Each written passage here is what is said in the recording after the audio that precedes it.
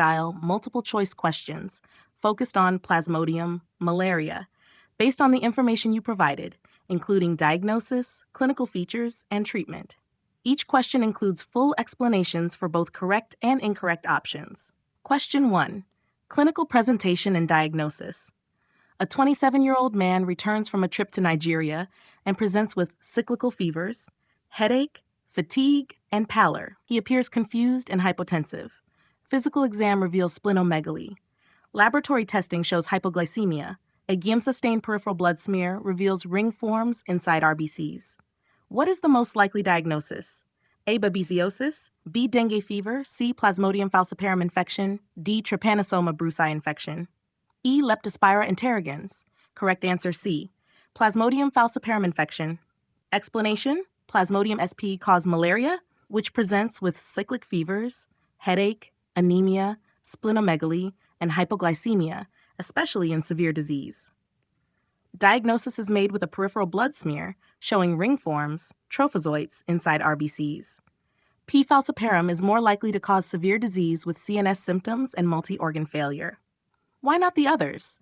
A. Babesiosis also shows intraerythrocytic parasites, but not cyclic fevers, and is transmitted by ticks, not mosquitoes. Dengue presents with high fever and severe muscle pain, but lacks the cyclical fever pattern and ring forms in RBCs.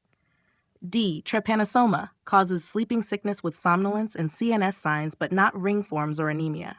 E. Leptospira causes leptospirosis, typically presenting with conjunctival suffusion and jaundice. Question 2. Treatment choice. A 30-year-old male diagnosed with Plasmodium falciparum malaria presents with confusion, hypotension, and parasitemia 10%. What is the most appropriate initial treatment?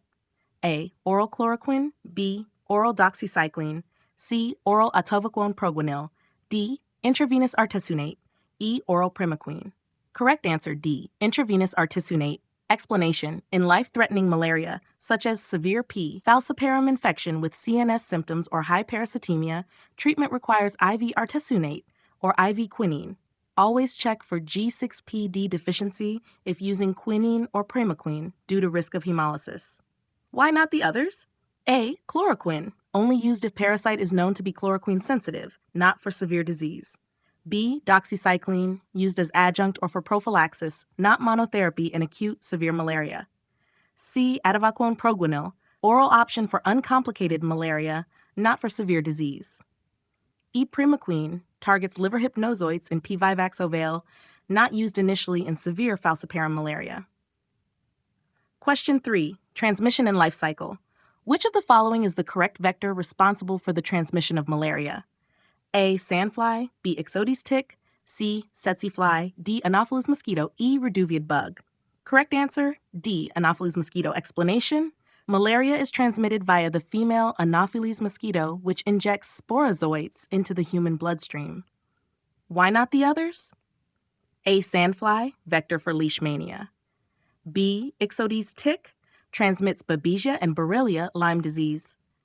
C. Tsetse fly, transmits Trypanosoma brucei, African sleeping sickness. E. Reduviid bug, transmits Trypanosoma cruzi, Chagas disease. Let me know if you want additional flashcards